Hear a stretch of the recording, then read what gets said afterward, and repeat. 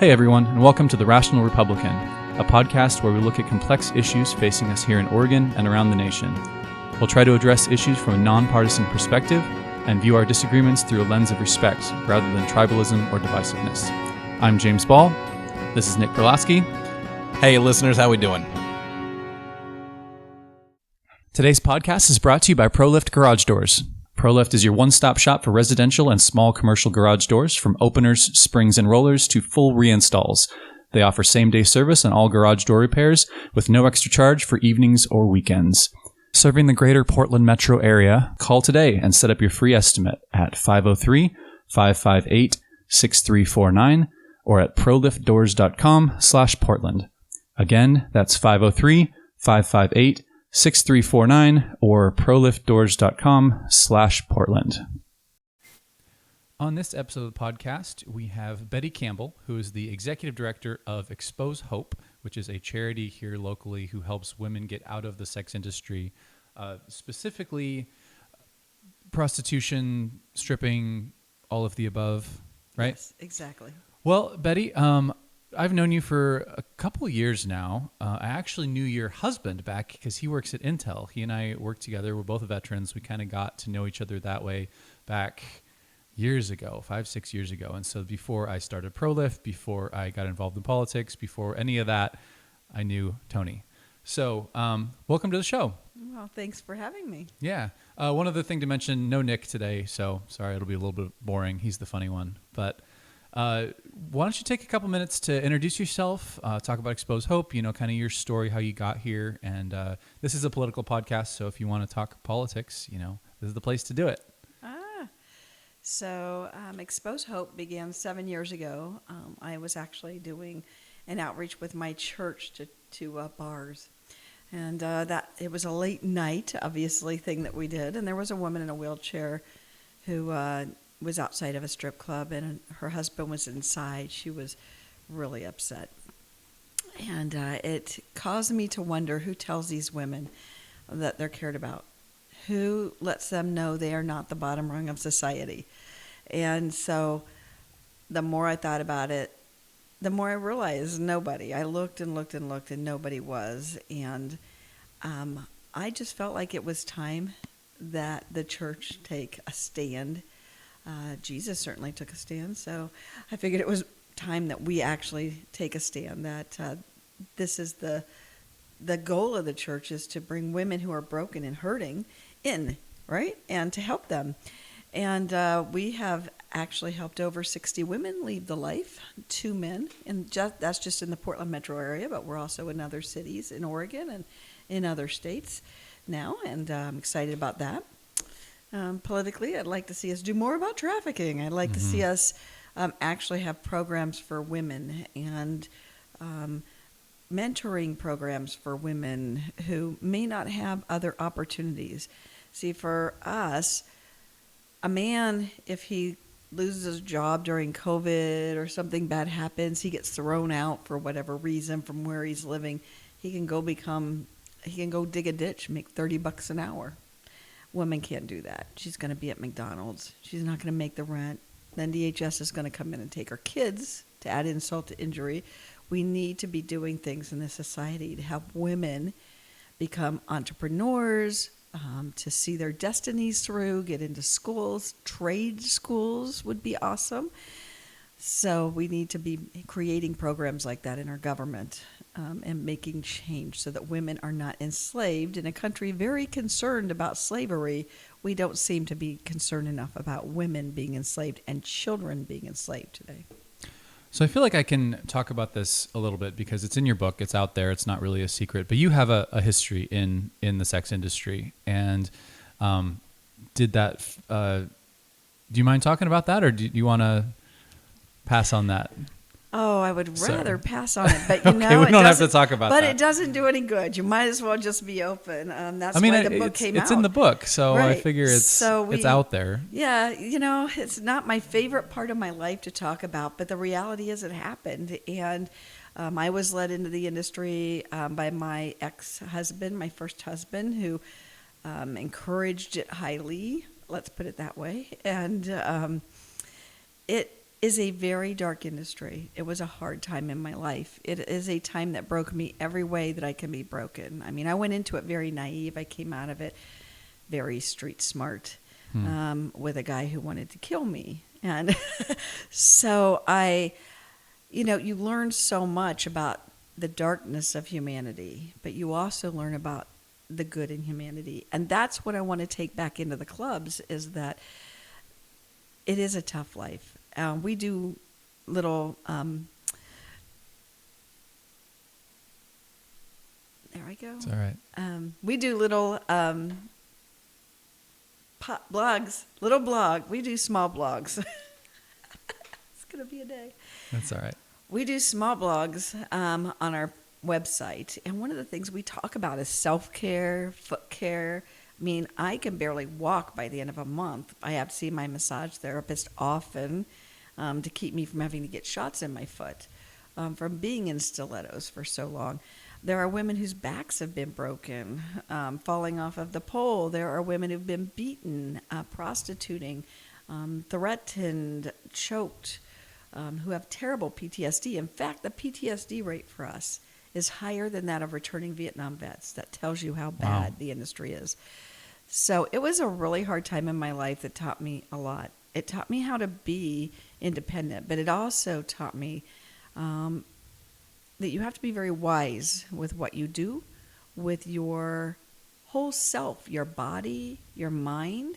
And as a woman, those things are commodities. Mm-hmm. And so you have to protect them like you would if you had gold in your pocket. Yeah. Well, thank you for sharing. And I'm sorry to bring that up, but I think that's something that society doesn't hear very much, is kind of the dark side of it. You know, we drive past Sassy's and TikTok Club and Xpose down on here, which we talked earlier. You stole their name for your name. I don't know if I'm allowed to say that. But we drive past these things, all nude review, whatever, Mary's. Sorry, I know too many names of them, but not because, you know a lot of them. Because I've been around Portland. They're everywhere. Right. And we often say that if anybody stole our car and got into our GPS, they think we were the most perverted people in the world because we have nothing but churches and strip clubs in our GPS. Yeah. But we just kind of think it's just become a part of Portland culture. And there's this big movement of like sex work is real work and trying to normalize the sex industry. And talking to people like you and hearing your story, you realize that how harmful it is, and harmful to the girls, harmful to the men, harmful to everybody involved. And, if we get kind of into a, Christian lens, you can look at that as just a broken and sinful world and people who are deviating from God's path.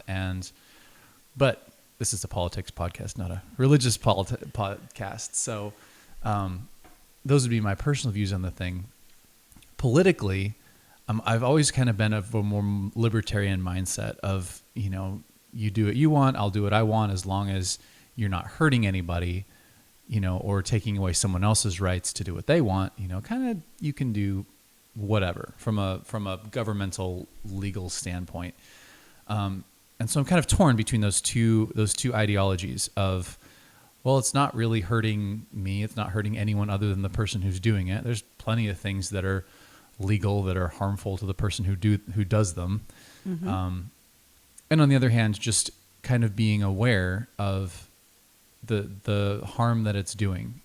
And so I totally get that because that is me. I lean that way myself, and there's a part of me that says, well, if a woman wants to, and I have to say, I'm all for, sex work is real work. They work. Mm-hmm. And it's a hard job. That's why we're so broken physically when we're done. It's a very hard job.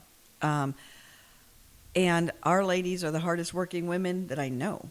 But I know that sometimes there are bills brought up. And not every bill is everything it looks like it will be. So there are methods of controlling prostitution, allowing women to do this if this is what they wish, and to allow and to stop to lower the amount, because you're never going to stop it, of trafficking. There's been trafficking since Genesis. So, but the problem is most of the bills being brought up currently, the one that was brought up in Washington, D.C., that we fought against, and then the one that they're looking at here in Oregon, both of those are horrible bills. They actually will not, although there will be women who will come in and they will give great testimony and they will cry and say, this is going to protect me. It will do the opposite, much like... So I'm not familiar. Can you elaborate about a little bit what the bills are? So there is a bill that was presented last session and it never got heard. There was too much other stuff, thankfully, that got in the way. Never got heard, but it will be presented again this time, and I can't remember its number, but it is to legalize prostitution. It's basically the same in writing as what they did with meth and heroin. So the idea was, well, they won't get any help if they are going to be convicted for it. So we're going to legalize it so they'll come get help. They'll feel hope and come get help. The problem with that is the first thing they did after that bill passed was they cut funding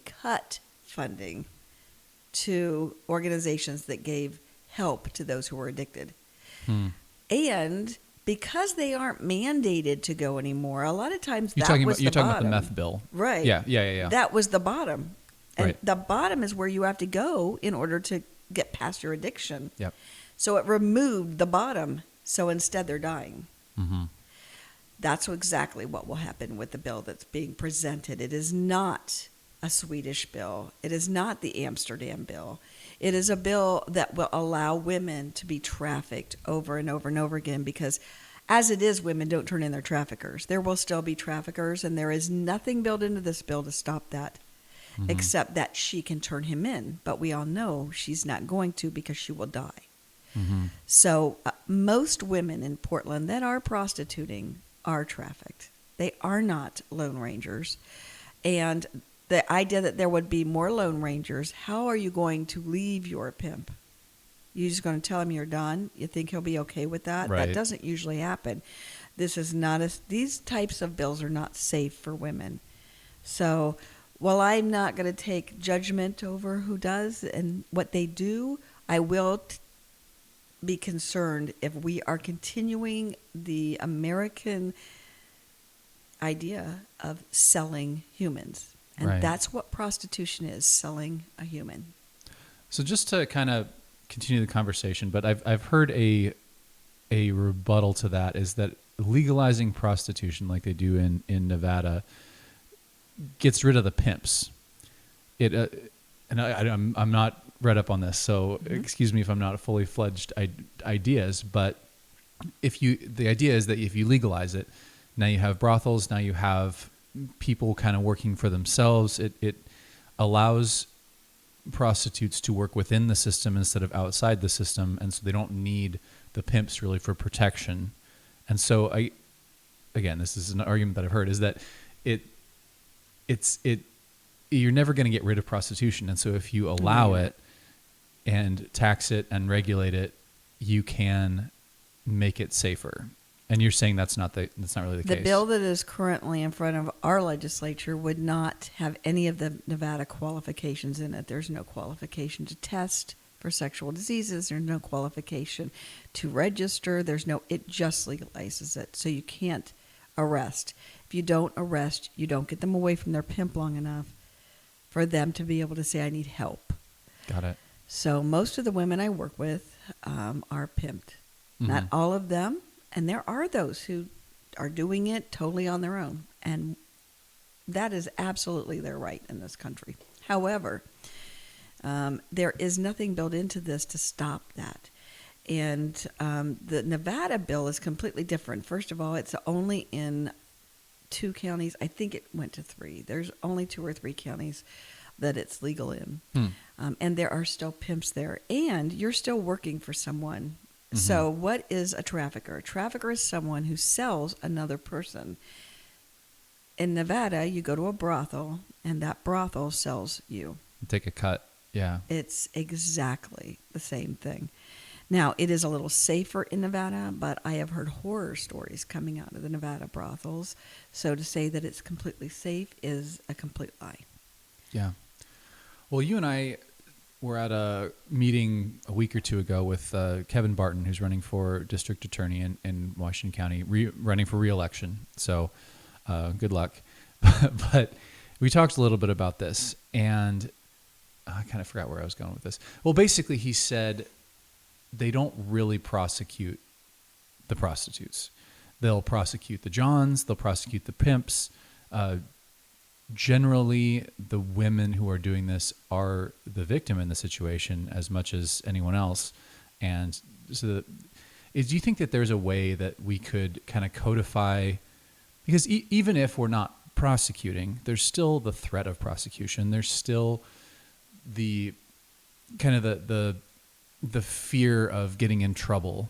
And so this is kind of the same argument that was made for the sanctuary city, sanctuary state, where if you're being trafficked, if you're doing something illegal, or something illegal is being done to you, you're not going to turn anybody in because you could get deported, you could do all these other things.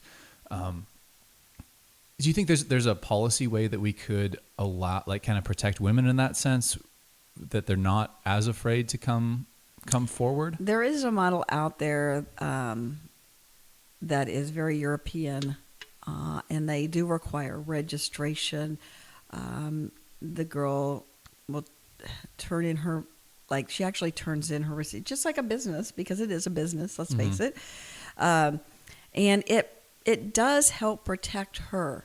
And there are laws that can be written well, but the ones that we're looking at right now, the one that was in Washington, D.C., is not well written. And so we need to be talking to survivors, not to those in the industry, to those who've come out, because, you know, when your money is on the line, right, you're not going to say the same story. Yeah. And talk to them. The survivors have answers for politicians if they'll just listen. I think we kind of look at that the same way with homelessness a little bit. I've seen a lot of news articles where they go and interview somebody on the street of like, what do you think about X, Y, and Z bill? And they're like, oh, I hate it. It's like, well, yeah, because it's going to force you to get off the street. And you don't like exactly. it. But I think you're absolutely right. You find someone who's survived, someone who's gotten out of it, and ask them for their opinion, not the people who are actively living it. Right. Interesting distinction. I'm going to remember that. And there are some great things happening in Oregon for our ladies. First of all, there is, they aren't usually prosecuting prostitutes. Right. In fact, Washington County used to, and it's great that they don't anymore. They will just suggest programs and helps. They give them some safety and some space to breathe. But there also is a great expungement process here to expunge not just that record, but anything that goes with it. So one of the things that traffickers will often do is have a girl pull a felony. Mm-hmm. Once she has a felony, it's difficult to find housing, it's difficult to find work. Mm. So he is entrapping her in a society where she needs him, right? So that's exactly what they do. But the problem is, now once she has this felony, she's trapped there. But a lot of places will get rid of the prostitution felony, but not the drug felony. Mm. So now they're wrapping all of it together as long as it can be proved it was the same period of time, the same, same trafficker, because many people who traffic women also traffic drugs. Right. So they're actually wrapping those and freeing those women from that past. That is a huge thing that we're doing. What we need to do is make it more accessible and less expensive. It's about $5,000 to start that process. Well, for one of my ladies working on $15 an hour, right, that's an insane amount of money. We need to have the ability, if we can pay 2 years rent for people, we can certainly waive fees or make them scalable so they can pay monthly on it and remove those crimes from their records so they can move forward. I think that speaks to kind of a bigger problem of just prison reform in general, or whatever. Not not prison entirely, but just like justice system reform, where if you get a felony, you're stuck in that system forever. And, we kind of have this idea of you do your time, you do your parole, whatever, and then you can go back out in the world. But the reality is it's really hard to find a job. It's really hard to find housing. If it's something sexual, like now you're even more limited. It's something you carry with you. And we're very quick to discard people when they do stuff like that, when they have a record, whether there's a mistake or intentional or whatever. And the result is they end up back in the life that they came from, because selling drugs or prostitution or whatever, they don't do background checks. And we had a great podcast on this. It was kind of one of our lower listened to episodes, which is unfortunate. But we talked to a buddy of mine who committed armed robbery just out of high school, spent 7 years in prison, and now runs a nonprofit working to get guys mostly back into society after they get out of prison. And it's a fascinating story, very, very interesting. And again, talking to somebody who's gotten out of it, and he attributes his community to being able to get out of it. He has family, he had a church, he has people that he knew that were going to give him a job, even though they knew his background. And he said on the podcast, he's like, if I didn't have that, it would have been real easy to fall into a life of crime again. So I get it. I think that's a bigger issue that I think needs to be resolved as well. And I think the Republican Party could be the ones to take that up, because I don't think anyone cares right now. No one cares enough to actually take a step in that direction. Well, I've seen a lot of marching and yelling and screaming, but actual movement towards anything hasn't happened. And I know that there are great Republican senators and House of Representatives who have great ideas, and I've watched some of these in action to change some of these things. And the thing is, what it is we see felon or sex offender, and when you think about it, my ladies, sex offenders, right? Yeah. And we have an image that we're sure that's who they are, but when you meet them, that's why I love my annual event. I love that I have people stand up who are well known in the community, who own businesses, and they say, I'm one of Betty's girls. I'm one of Betty's girls. My daughter is one of Betty's girls. My son was in this life. And suddenly you see it's everybody. Yeah. We've all made mistakes. I mean, how many of us want what we did when we were 18, 19, 20 to really be remembered? Because that was our make error time, right? But in today's world, it goes with you forever because it's all electronic. Yep. And so there's no getting away from it by moving. There's none of that.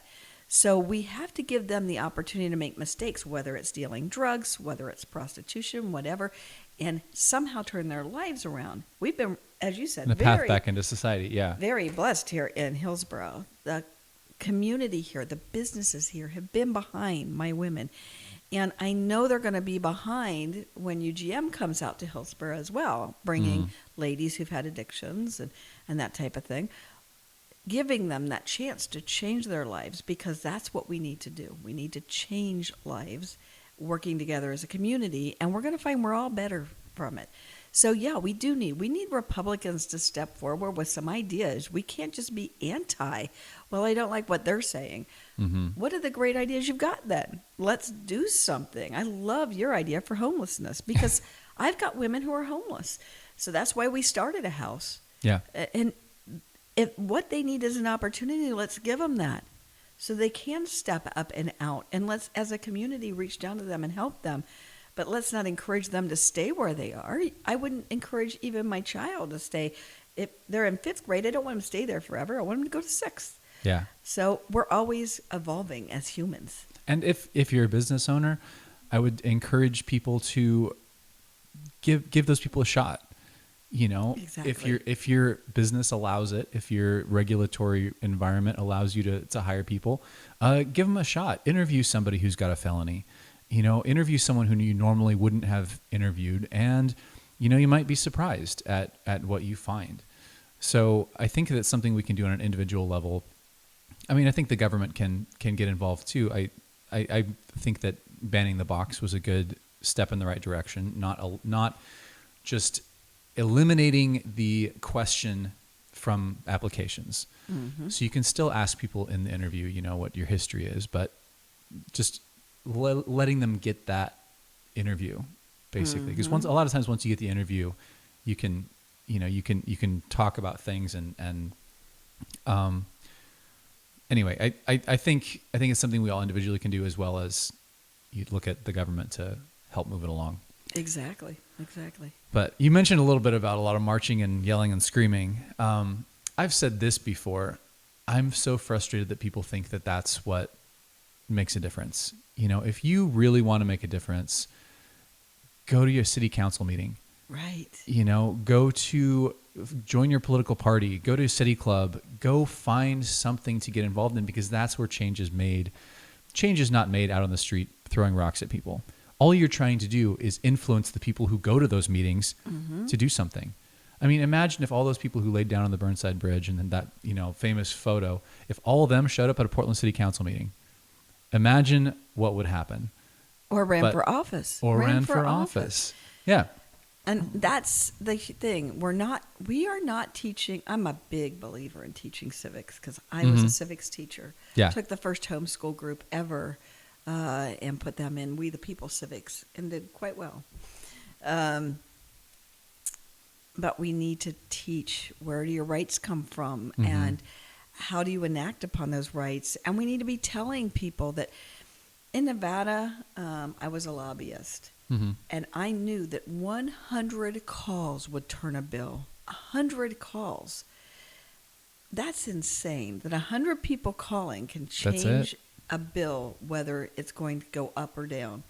But it's true, because so few people actually make that call. Yep. So when you're opposed, call and say so. When you are for something, call and say so. If you have a concern, write to your reps and get involved with them. Go to political events and ask them questions. What are you going to do about this? And then what about this? Sometimes we get an idea of what the person looks like. All Republicans are this and all Democrats are this. But that's absolutely not the case.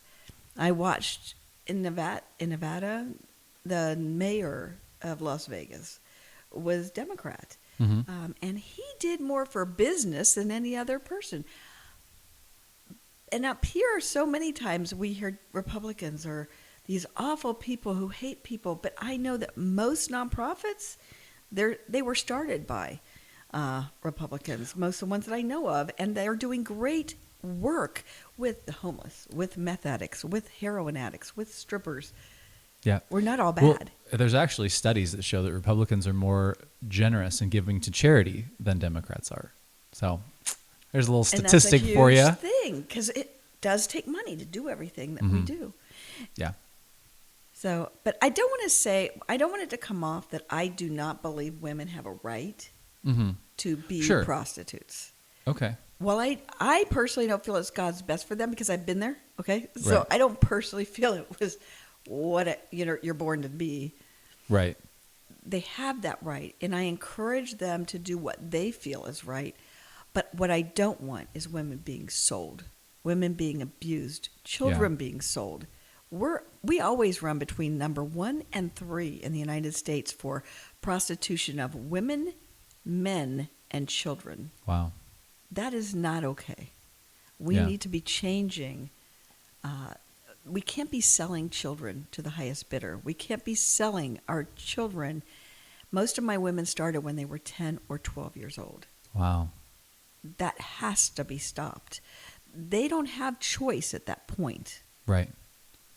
Right. So we need to make sure there's choice involved.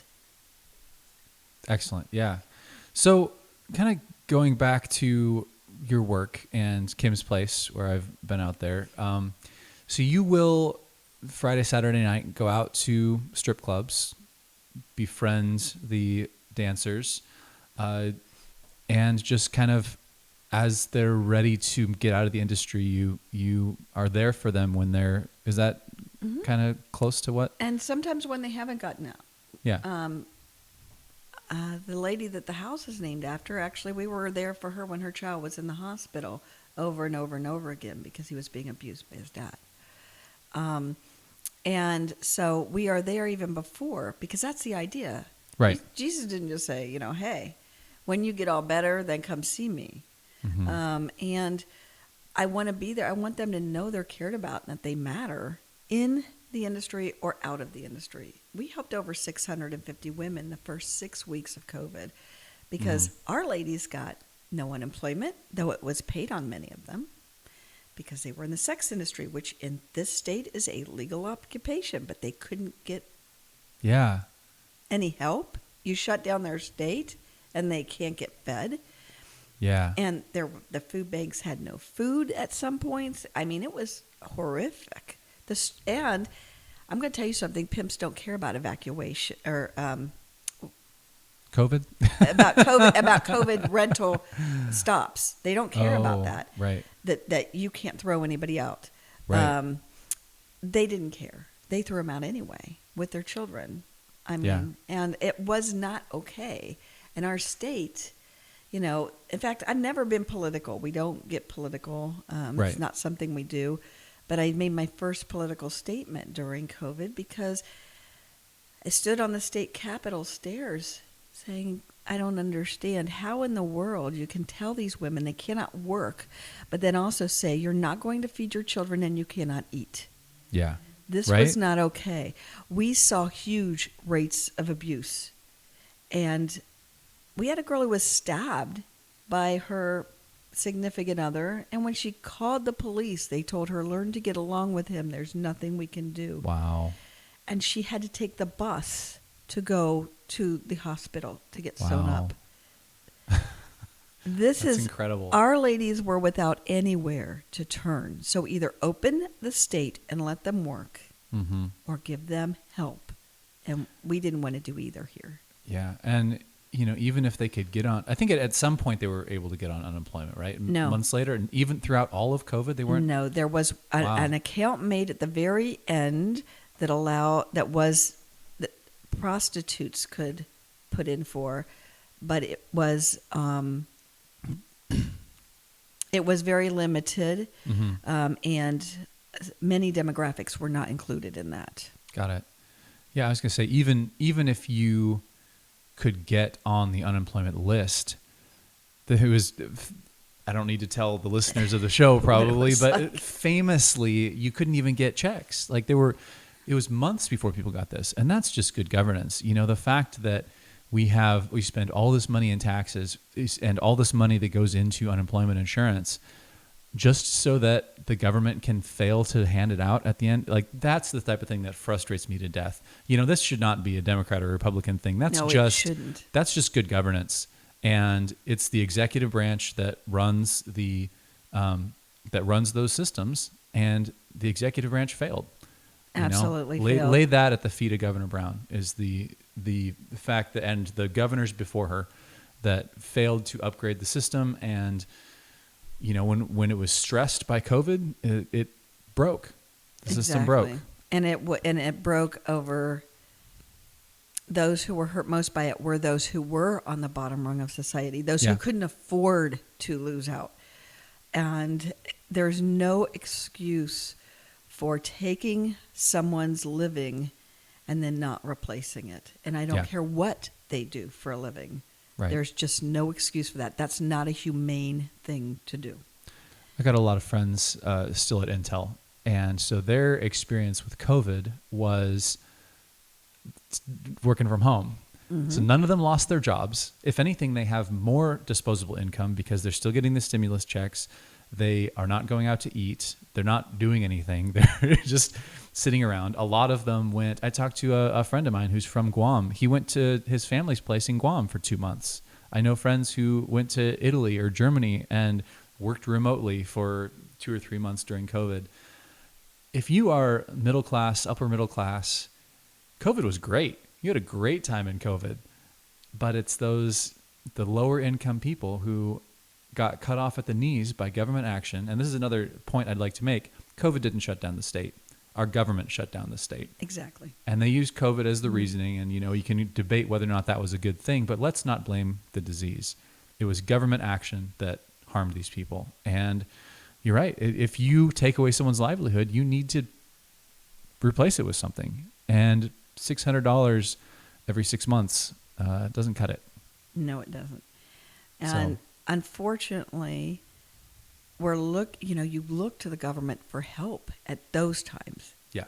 That's when it's okay for the government to step in. A national emergency. We need to come together. And when we look to them and they fail, now we wonder, well, why do we have them? If they can't do this, why would I give them my health care? Right. Why would I give them my, all these other parts of my life if... Preaching to the choir. So it's difficult. And because we saw the worst of it, it was horrific. The calls that we got were just terrible, and there were so many of them. Yeah. And my ladies did not deserve this, nor did my gentlemen. They just did not. And I think there's a difference. I read a book recently called When Helping Hurts. And one of the things they talk about is the difference between relief and, ongoing whatever. And I think one of the things the government should be good at, or should do a lot of, is this immediate relief. They say relief should be immediate, it should be substantial, and it should be temporary. And that's what we needed in COVID. We needed a huge influx of help. It needed to be done quickly, and it needed to be done. Exactly. And the other thing that wasn't done immediately. You can't have ongoing, back in at what point we were at 99 weeks of unemployment or something that people were able to get. Yes. Like, that's too much. You have a short-term burst of government assistance, and then it's done, and you got to get back on the horse at that point. Well, and the other thing we didn't do was, and I found this very odd. So at the beginning of COVID, our event was supposed to happen 3 days after the shutdown. And this is where we get all our money to run on the year. I only have $450 in the bank. Yeah. And I've got all these calls coming in. And it was horrible. So I applied for all of these different things. Well, because our nonprofit currently isn't paying anybody, PPP did not apply. And then when I applied for grants from the city, well, the city was only giving grants to real businesses. And I said, okay, so you're not granting Meals on Wheels. You're not granting us. So who's taking care of the elderly then? Because they're not getting money coming in right now because you shut the state down. Who is going to take care of those who are addicted because they're not getting money coming in because you shut their fundraisers down?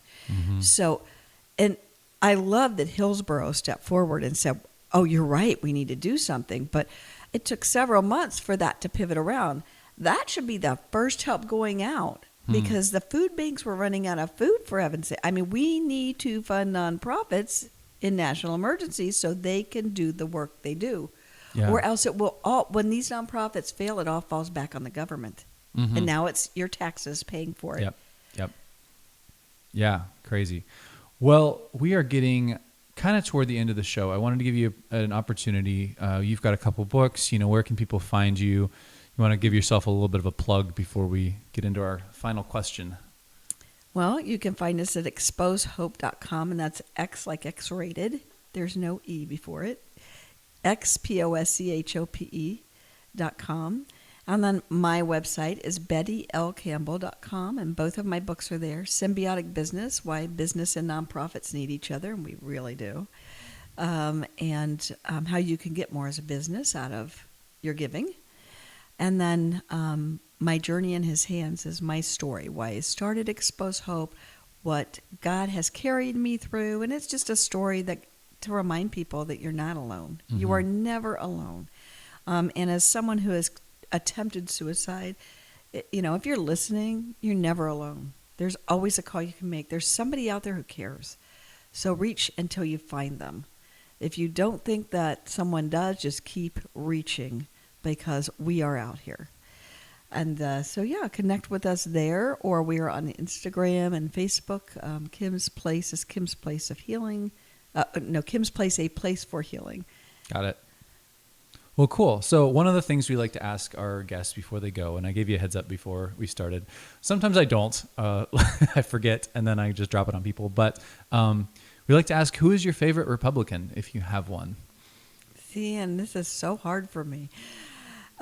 We can broaden it to favorite politician if you don't want to pick a Republican. I just love our system. I love that it is checks and balance. I love that it works. And we have had so many amazing politicians on both sides, actually. I would say, honestly, one of my very favorites, and I know it's going to sound cliche because I'm here, but you're one of my favorites. Aw. I really love that you care about your community. And you really do. It's not just, you're not just doing it because, hey, I hope to make it through the process. I've watched you work at Kim's Place, get on your hands and knees and do the hard labor. And that's what I want in a politician. I get so tired of politicians who tell me how hard it is to run, and they're sitting in this opulent place and having a beautiful dinner, instead of understanding that some of us are out here struggling. And I love that you care about your community. So I would have to say James Ball would be one of my very favorites. Well, thanks, Betty. You're an amazing human being. Really appreciate it. I hope you win.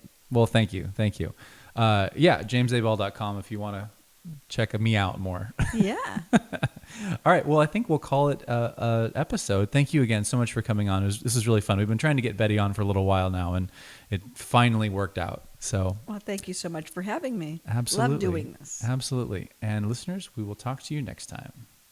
Thanks for listening to the Rational Republican podcast. Your hosts are James Ball and Nick Perlosky. The show today is brought to you by ProLift Garage Doors of Portland, serving the greater Portland metro area for all your garage door installation and repair needs.